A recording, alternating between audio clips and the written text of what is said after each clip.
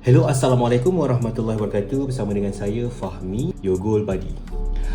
Okay guys, ramai yang tertanya-tanya, siapakah yang patut menyimpan emas ini?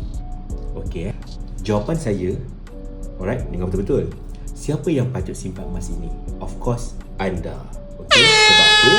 Cuba anda fikirkan, sekiranya anda ada dalam salah satu kategori ini, bermaksud anda perlu simpan emas. Okay?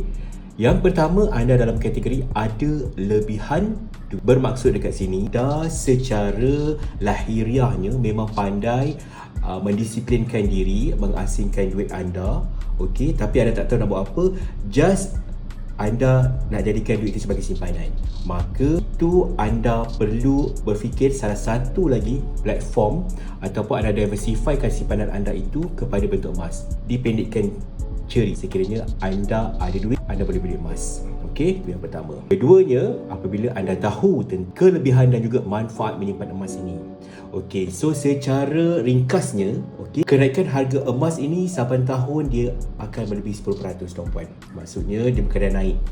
Okey, tahun demi tahun kita akan beroleh keuntungan. Alright? Ataupun dalam erti kata lain, keuntungan menyimpan emas adalah kenaikan harganya di masa yang akan datang. Okey, bila kita dah ada ilmu tu tuan-puan, okey, maka tuan-puan termasuk dalam kategori yang kedua tu lah. Okey, dan sekiranya tuan-puan memang ada duit, okey, dan juga tuan-puan dah tahu dah pun tentang kelebihan dan juga manfaat menyimpan emas ini, so tuan-puan layak untuk menyimpan emas.